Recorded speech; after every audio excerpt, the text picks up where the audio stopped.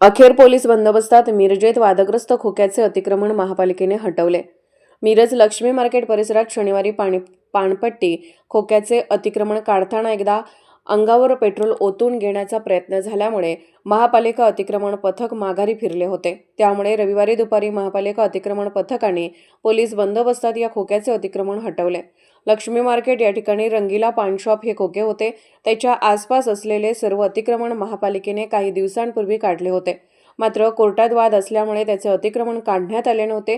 मात्र महापालिकेने न्यायालयात म्हणणे सादर करून न्यायालयीन प्रक्रिया पूर्ण केल्यानंतर शनिवारी अतिक्रमण काढण्यासाठी गेले असता रियाज पठाण यांनी अंगावर पेट्रोल ओतून तसेच दुकानावर पेट्रोल ओतून काचा फोडण्याचा प्रयत्न केला। यावेळी उपस्थित नागरिकांच्या अंगावर सुद्धा पेट्रोल टाकण्याचा प्रयत्न केला।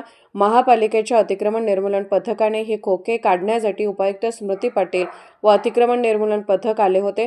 त्यावेळी खोक्याचे मालक रियाज पठाण यांनी विरोध केला आणि दंगा सुरू केला। पेट्रोल स्वतःच्या अंगावर ओतून घेण्याचा प्रयत्न केला।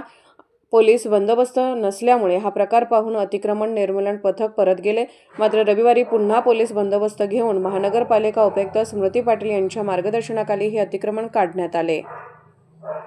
सगळ्यांनाच माहिती आहे की मिरज मार्केट एरियातलं सगळं जे काही अतिक्रमण आहे माननीय आयुक्त सत्यम गांधी यांच्या मार्गदर्शनाखाली अतिक्रमण मोहीम झाली होती। पण एक जे रंगीला पान शॉपबाबत सगळ्यांचाच आक्षेप होता आणि सगळ्यांना असं कुठंतरी वाटत होते की महापालिका त्यांना अभय देते का, पण तसं काही विषय नव्हता। एक कोर्ट मॅटर होतं आणि त्याचा आम्ही लीगल ॲडवाईस घेतलं, त्यामध्ये कसलाही स्टे नव्हता।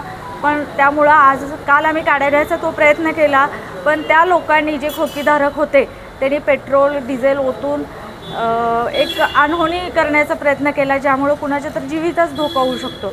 खरं म्हणजे आम्हाला खोकंही तोडायचं नव्हतं। आम्ही त्यांना कालपासून सूचित करत होतो की आपलं खोकं काढून घ्यावं, पण त्यांनी चुकीच्या मार्गाचा अवलंब केला। आज आम्ही पोलीस प्रोटेक्शन घेऊन सदरचं खोकं काढलेलं आहे। एवढंच आम्हाला नागरिकांना किंवा खोकेधारकांना सांगायचं आहे की खोके किंवा काय असेल, जसं शहर वाढेल तसं पुढची सगळी गणितं बदलणार आहेत। रस्ते मोठे पाहिजेत किंवा रस्त्याचं विस्थापित होणार या बाबीचा विचार व्हावा आणि चुकीच्या मार्गाचा अवलंब केला, जसं डिझेल ओततो, पेट्रोल ओतून घेतो किंवा मॉब गोळा करायचं, प्रेशर आणायचं, त्यामुळं असं काही प्रेशर आणल्यामुळं कारवाई थांबणार नाही, तर नियमान्वये कारवाई होणारच आहे। एवढा एकच संदेश मी यामार्फत देत आहे। खोकाधारक रियाज कुतुबुद्दीन पठाण, माझा इथं 35-40 वर्षे व्यवसाय होता पानपेठेचा आणि माझा खोका नंबर आहे 3320। महापालिकेचा मी भाडा भरत होतो काय, आणि आता कोर्टाची तारीख होती माझी 8/12/2025ला, तरी देखील महापालिकेने येऊन माझा खोका पोलीस प्रोटेक्शन घेऊन खोका नासधूस करून तोडून गेला।